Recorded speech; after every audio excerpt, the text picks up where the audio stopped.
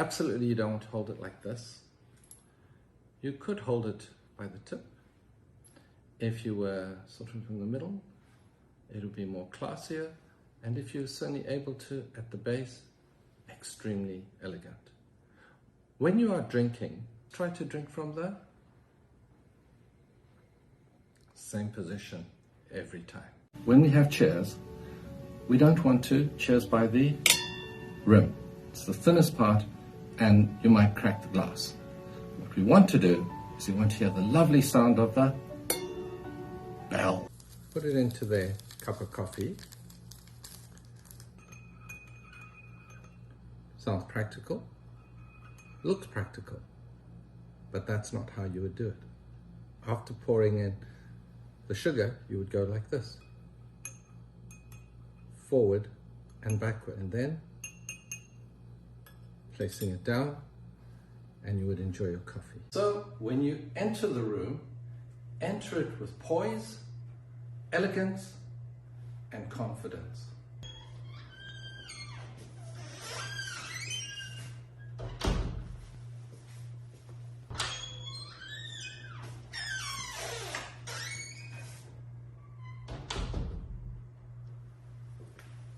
Wine and olive oil does not mix. So in the ancient days, when they made wine, they would put it in an amphora. And to stop the wine from oxidizing, they would add olive oil. So when we want to have the original, what we call the toast, they would get the bread, they would dip it into their vessel. And as you can see, the level has come down, and that dry bread has now become very palatable with olive oil. See people reading it like this,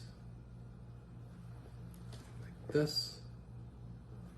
like this, or like this. You don't want to do either. What you do want to do, if I may suggest, you're handed the menu, place it against the side of the table, lean it, don't bend forward, sit up straight and take your time and see what is on the fare and have a great meal. So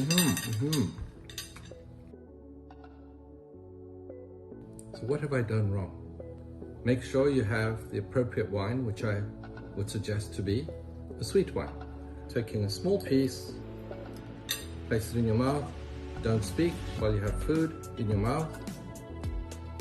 Clean your mouth with a napkin, and then hold your glass and enjoy the wine. How much wine should you pour? You haven't seen your friend for a very, very long time. Your childhood friends, and you want to be together and talk about old times. You've got a member of the family you've never seen, and you want to really impress them. Should you pour that much? Absolutely not. What you might want to do is start off with that amount. But if you're tasting a wine and you are pouring for them just to taste, just a mouthful would be perfect. Good evening. You're about to sit down. You want to unbutton your jacket, gentlemen. Do not use two hands like that. Use one hand like this. Pull it aside, tuck your trousers in, look forward, sit down, and you're ready to go. Do not ever do this. That is terribly bad manners. This is something that is similar to what the Chinese do when they pay respects to those that have passed on at their gravesite. This would be the incense. What you should do is place it back onto. Most people will use this method and keep on wanting to pull it. I suggest you don't do that. What you do is you go like this. Give it a good twist with the thumb and index. There we are. Take it out and pass it to the person who's going to try the wine. And the reason why we do that is because if we pull it out, you might get wine coming out. And if your guest is wearing a white dress or a white shirt, it could be particularly embarrassing for you. In Asia, position of the glass is very important. The person who is perhaps in a senior position in a company or someone who ought to be given more deep respect, their glass should be higher. You should never have your glass above them. If, for example, you do that, but they feel that you ought to have the greater respect, they will go down, and you will go down, and you will go down, and it will land up eventually on your knees in the ground. The way to stop that is to go sideways. Three main types of cork. First cork, this is known as agglomerated cork. It is cork that is broken into bits, pressed, and that's the cork that you have there. Probably will be good for 6 months. This cork is known as the 2-in-1. Why? Because the middle is agglomerated cork like this, and the outside has actual real cork stuck on. So that type of cork could last you up to 1.5 years. The other one is the pure cork. This is entirely made out of cork. Before you pick up your glass of wine, gentlemen, take your napkin, 2 fingers by the side, dab the corner of your mouth, place your napkin back, have a drink, and you won't have any oily marks that will move on to the glass. You're asked to have a toast. So pick up your glass. Oh, don't pick it up like that. Don't pick it up like that. Because by doing that, you're going to leave your grubby little paw marks there. It doesn't look great. And you don't want to hold it like that either. It's not port or brandy. You want to hold it like this. If you have big fingers, you might hold it like this. On the other hand, you might hold it like that. Here's the secret. You're having a glass of wine, and it's not to your particular liking. Take a piece of lemon. Squeeze 1 or 2 drops. Give it a good swirl, and try it. I promise you, the flavor profile will change. It will become smoother, fruitier, and much more palatable.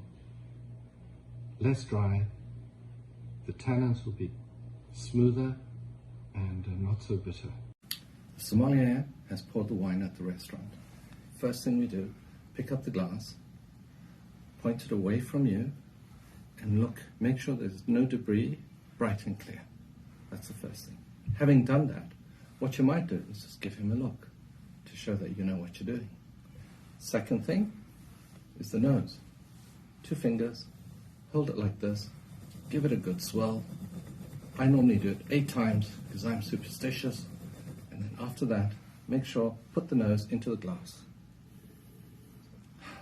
Many things to smell. 3 things I want you not to smell: vinegar, wet cardboard, and nail polish remover. If you have any of those, very kindly and politely say to your server, "Thank you very much. Would you mind changing the wine?" When you're pouring, you can pour like this, give it a twist. However, there are those that for whatever reason, it may be difficult to have that twist. So you have alternatives. You have what we call foils. If you were to use this foil, what you could do is literally place it in like that, hold it, and you could then just pour, and you don't have to twist, and without any spillage.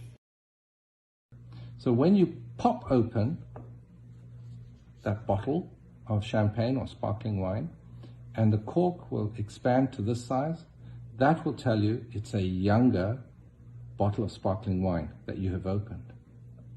But if after a while you've opened it, this is what comes out, and it doesn't expand, that bottle of sparkling wine is much older. The older the wine, the shorter the period. The younger the wine, the longer the decanting period. Gently pour it in, stop a while, give it a good old shake like that, and then carry on again. Do it nice and gently, good feeling. People are going to enjoy this. And you see the beautiful color, magnificent. When it comes to chopsticks, we have the Chinese chopstick, which is perhaps a little bit thicker and narrows down, but it's not sharp. So that would be the Chinese chopstick. Koreans, they use metallic chopsticks. And the Japanese chopstick, the discerning and very different aspect, it tapers out to be very thin. Many countries make it, and many countries have claimed to be the originator of vodka. It can be made from literally anything. And each product that you use to make the vodka will give certain characteristics up to a degree. Because by law, vodka has to be distilled at a level above 90% alcohol by volume. At that level, there's no color, there's no aroma, and there's no flavor. Then it is reduced with distilled water down to 40%, and that's what allows you, the consumer, to see different flavored types of vodka. How do you drink vodka though? You do not swirl it. If you're going to drink vodka, nose it and enjoy it as it is. As you come down, looking at the label, you see the word Blanc de Blanc. What does that mean? Traditionally, champagne has been made with Chardonnay, Pinot Noir, and Meunier. Meunier and Pinot Noir are red grapes and Chardonnay is white. But whenever you see the word Blanc de Blanc, it means they've only used white grapes. Gentlemen, you're wanting to take that very, very special lady out for dinner. What you might want to consider, phone the restaurant up in advance. See what wines are available. If there's a particular wine that you would like, ask them to book that wine and ensure that there is one bottle available for you. That way, you risk the embarrassment of not having the wine available, and also you know what your budget is. And if it's a special occasion, a first date, a celebration, let them know. Your companion who will really appreciate a smooth, seamless, romantic evening. Enjoy your evening. The traditional chopstick is normally 7.6 inches long. The 7 represents the 7 emotions of joy, anger, grief, pensiveness, fear, anxiety, and fright. And the 6 senses represent the mind, the sound, the sight, the smell, the palate, and of course, the entire body. The 2 chopsticks represent yin and yang to give balance. And together, that's how you get balance, because you cannot eat food, certainly with chopsticks, with 1. You need to have 2, and that's where the balance comes in. Then, traditionally, the end of the chopstick is square in shape, which represents the earth. And the front end, that is circular, which represents heaven. So we have this balance between earth and heaven. We hold the chopsticks with our hand, and we have 5 digits, which again is representative. Metal, wood, fire, earth, and water. So we hold it in position. With life, everything must be in balance. Not too firm, because if you do so, you don't get much movement. If you hold it too light, you are not able to pick anything up. So it must be in balance. So yin, yang, earth, heaven, and your fingers in balance.